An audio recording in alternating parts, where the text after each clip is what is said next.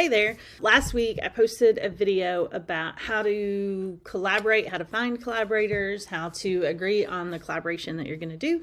And I thought today, just for transparency, I thought I would share some of the ways that I have royally screwed up collaborating as a faculty member. One of the first projects I worked on was with a colleague who graciously was like, hey, be a co-author on this paper with me.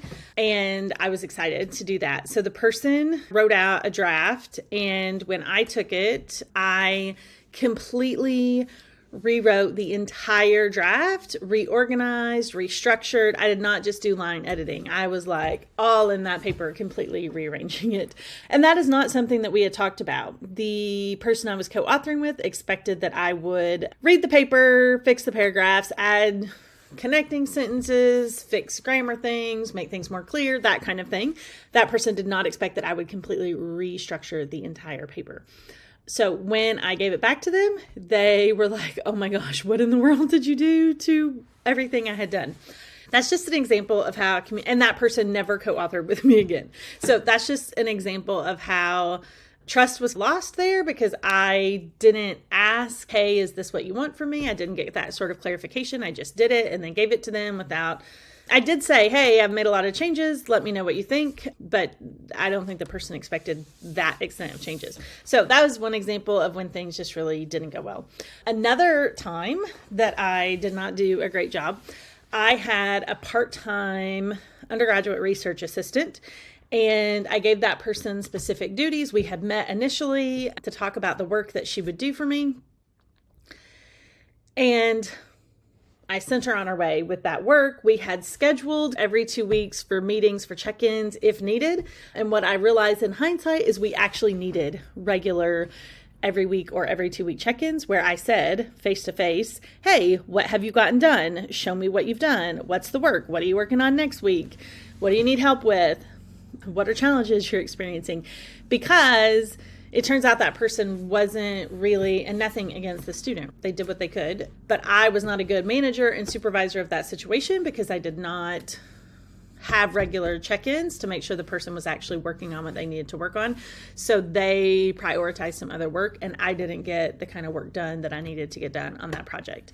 So another example of when I wasn't a great supervisor. Other things that I have screwed up in the research process is, during the pandemic, I worked with some collaborators on a project. I mentioned that in the other thing. And we submitted to a few conferences and got those accepted and so forth. And I told someone like, hey, we can get this other article sent out and published.